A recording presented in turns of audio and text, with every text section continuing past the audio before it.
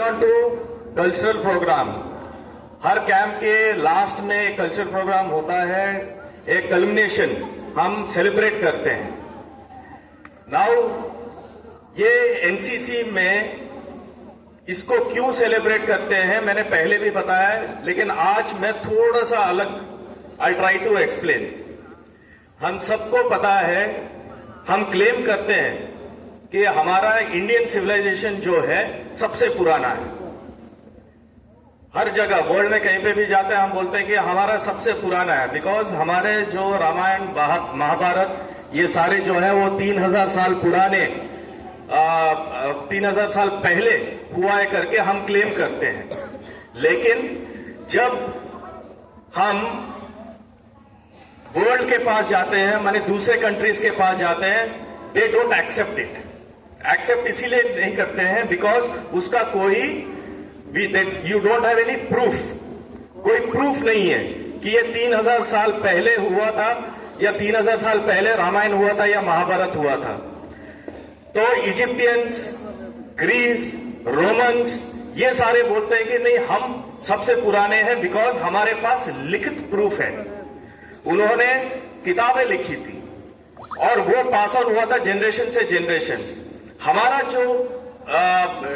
जो सिविलाइजेशन है वो उसका कोई लिखित में नहीं था, वो बाद में लोगों ने लिखा है। द मेन रीजन इज कि हमारा जितने भी है ट्रेडिशंस हो, कल्चर्स हो, ये सारी चीजें वर्बली एक जनरेशन से दूसरे जनरेशन पास ऑन हुआ था।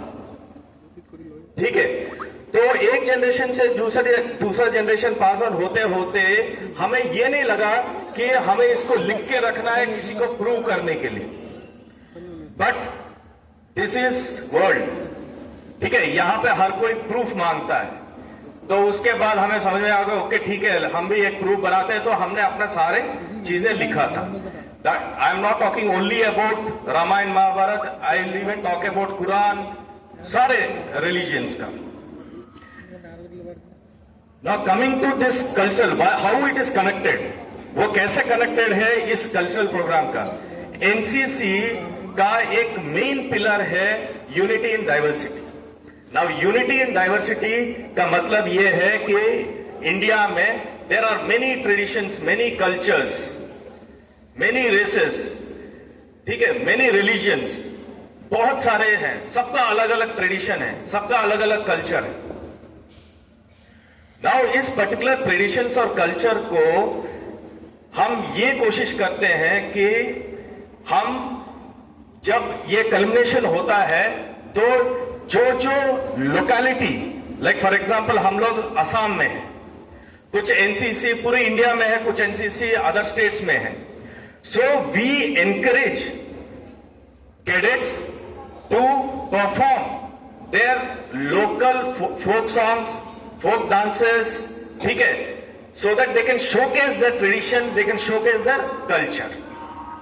अब ये क्यों इंपॉर्टेंट है, इसके दो रीजन है। पहला चीज कि हम इसको, हमारे जो ट्रेडिशंस और कल्चर है वो भूले ना। दूसरा चीज ये है कि जो कैडेट्स हैं वो अलग अलग रिलीजन से हैं, अलग अलग ट्रेडिशन से हैं, अलग अलग कल्चर से हैं। जब हम ये शोकेस करते हैं अपना कल्चर या ट्रेडिशन, दूसरे बच्चे जिनको आपके कल्चर और ट्रेडिशन पता नहीं रहता है वो देखते हैं एंड वो समझते हैं, ठीक है, देन दे अप्रिशिएट कि आपका कल्चर क्या है, आपका ट्रेडिशन क्या है। जब कोई अप्रिशिएट करता है देन ही एक्सेप्ट्स इट, ही और शी एक्सेप्ट्स इट। जब वो एक्सेप्ट करते हैं, द मोमेंट आप फ्रेंडशिप कैसे बनाते हो, अगर आपका फ्रीक्वेंसी मैच करता है, अगर आपका मैनेजर मैच करता है, अगर आप दूसरे जो कैडेट है उसको उसके मैनरिज्म, उसके व्यवहार से जब आप एक्सेप्ट करते हो तो आप दोस्त बनते हैं। Similarly once you like a particular tradition, one culture, ठीक है, then once you accept, then what happens, you